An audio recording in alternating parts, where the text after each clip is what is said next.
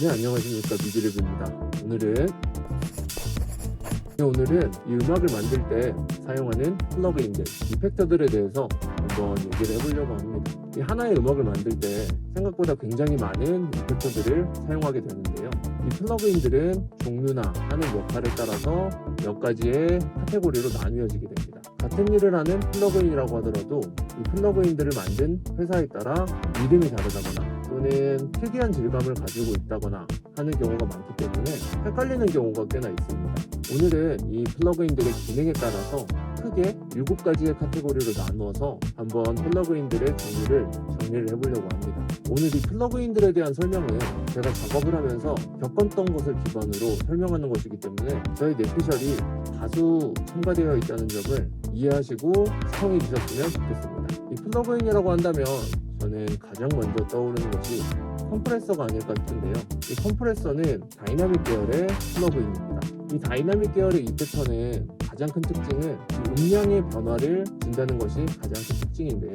아마 음악을 하시게 되면 이 컴프레서라는 단어를 굉장히 많이 들으실 겁니다. 컴프레서로 소리를 어느 정도 누르고 뭐 어택값을 어느 정도로 주고 뭐 릴리즈를 어느 정도 주고 뭐 해서 뭐 게인 리덕션을 어떻게 하고 뭐 이런 종류의 얘기를 정말 굉장히 많이 들으실 거예요. 그만큼 이 컴프레서는 정말 많이 사용하는 플러그인이기 때문에 이 컴프레서를 잘 쓰는 것은 굉장히 중요합니다. 이 다이나믹 계열의 플러그인들은 정리해보자면 컴프레서, 리미터, 게이트, 맥시마이저 같은 것들이 이 다이나믹 계열의 플러그인들인데요. 리미터나 게이트, 맥시마이저 같은 플러그인들의 원리는 따지고 보면 컴프레서의 그것과 똑같지만 하는 일들이 다르기 때문에 이런 식으로 이름이 나뉘어져 있는 것입니다. 이 컴프레서가 하는 일을 간단하게 얘기해보자면 내가 이 컴프레서의 일정 레벨의 소리를 정해두면 그것을 넘는 소리를 눌러주는 것이 컴프레서가 하는 역할입니다. 그래서 컴프레서를 잘 쓰면 이 큰 소리는 눌러주고 작은 소리는 올려줌으로써 굉장히 날뛰는 다이나믹을 어느 정도 정리를 해줄 수가 있어요.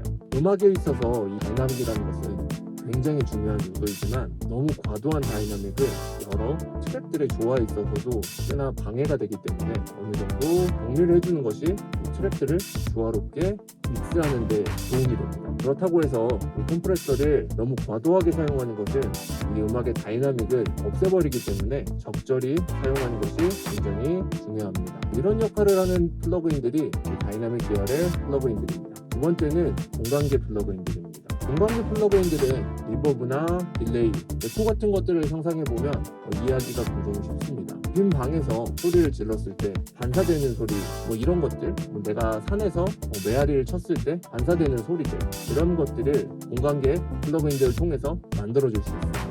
이 공간계 플러그인들의 특성이라고 한다면 이 플러그인들을 트랙에 다이렉트로 거는 게 아니고 샌드를 이용해서 하나의 플러그인들을 열어두고 샌드 값을 이용해서 이 원소스와 리버브의 소스를 섞어서 사용하는 경우가 많습니다. 이 방법이 공간계 플러그인들을 사용하는 일반적인 방법인데요. 제 생각에는 현대의 작업에서는 이 방법은 무조건 정답이라고 하기도 조금 어려울 것 같습니다.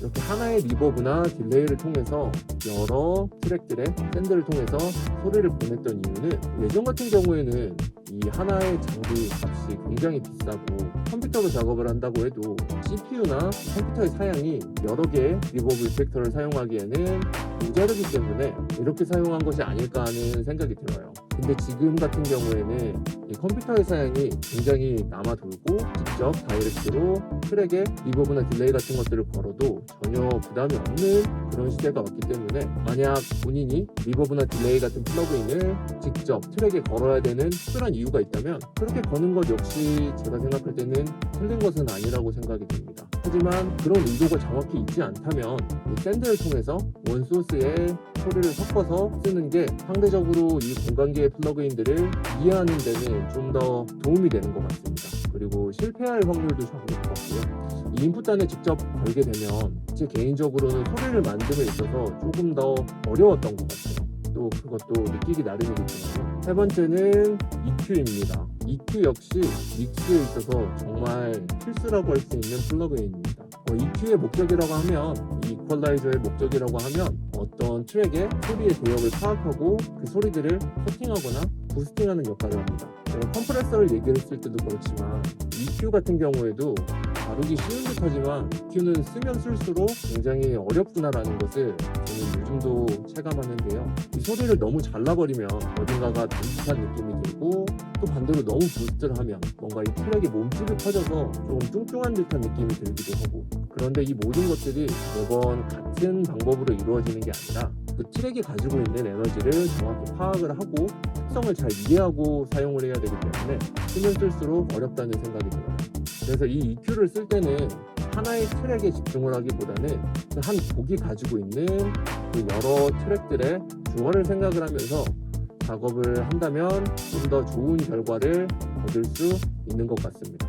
저는 개인적으로는 한 두세 종류의 EQ를 사용을 하는데, 주로 커팅을 할 때는 착색감이 거의 없는 페버 필터의 EQ를 사용하고요. 그리고 특별한 질감이나 저음의 부스팅 이런 것을 할 때는 저 같은 경우에는 빈티지 EQ를 사용해서 약간의 질감과 그리고 저음의 부스트를 약간 해주는 경우도 있습니다. 뭐 이런 경우에는 저는 풀텍의 빈티지 EQ를 사용하는 편입니다. EQ는 정말 많이 쓰이는 플러그인이기 때문에 굉장히 종류가 많이 존재하는데요.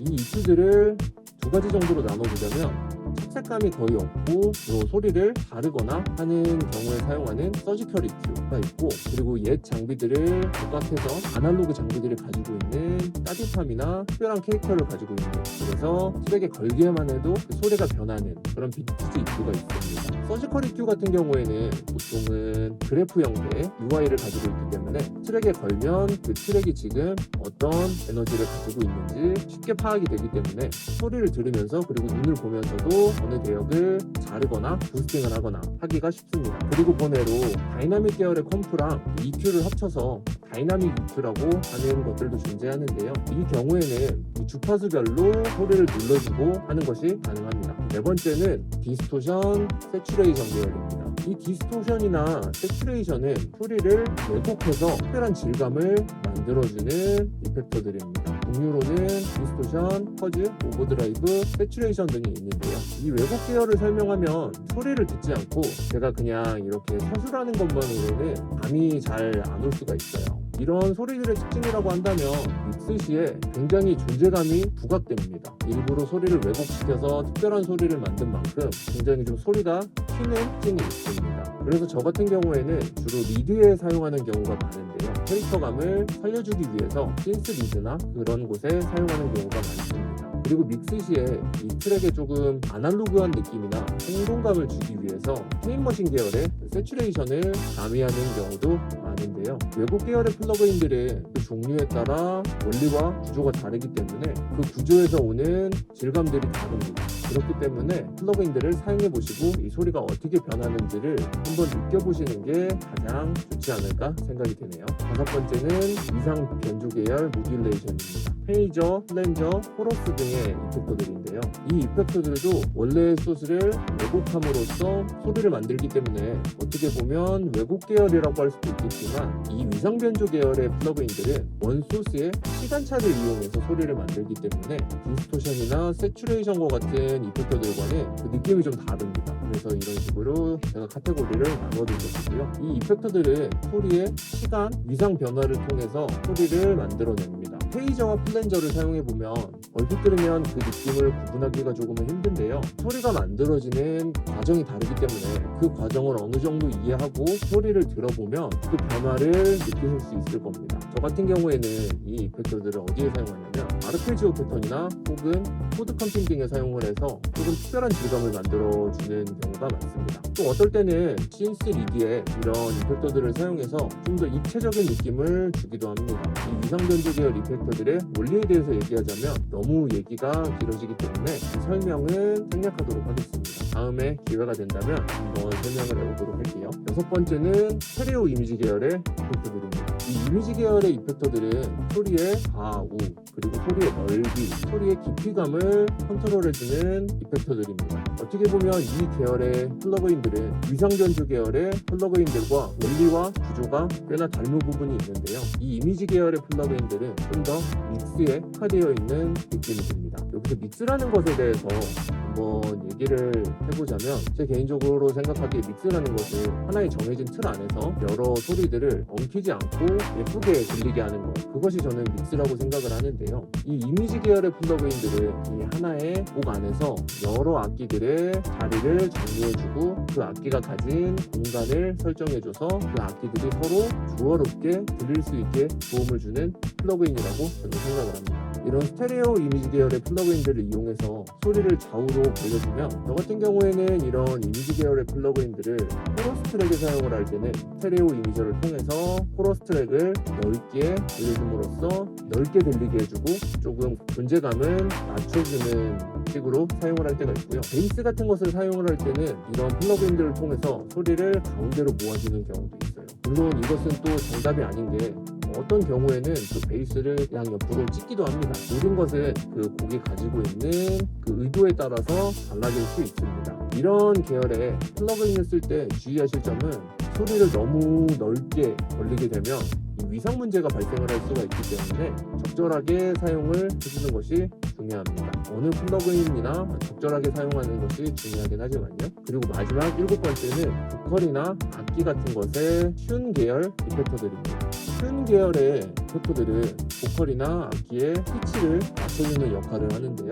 이 계열의 플러그인들은 어떻게 보면 필수라기보다는 우주적인 개념이 가깝지 않나 라는 생각이 들긴 하는데, 현대 음악에 있어서는 이쪽 플러그인들 역시 거의 필수에 가까워졌기 때문에 이렇게 카테고리를 하나 만들어서 설명을 하게 되었습니다. 이런 계열의 플러그인들 중 가장 대표적인 것은 오토튠이나 멜로다인이겠죠. 저 역시도 오토튠을 사용하고 있습니다. 현대 음악에 있어서는 이쪽 계열의 이펙터들이 단순히 보컬의 피치만 조정을 하는 게 아니라 이 이펙터들을 이용해서 보컬의 특별한 질감을 만들어낸다거나 특별한 캐릭터를 만들어낸다거나 하는 경우도 있기 때문에 이 계열의 플러그인들도 사용을 해보면 그 사용법이 꽤나 다양합니다.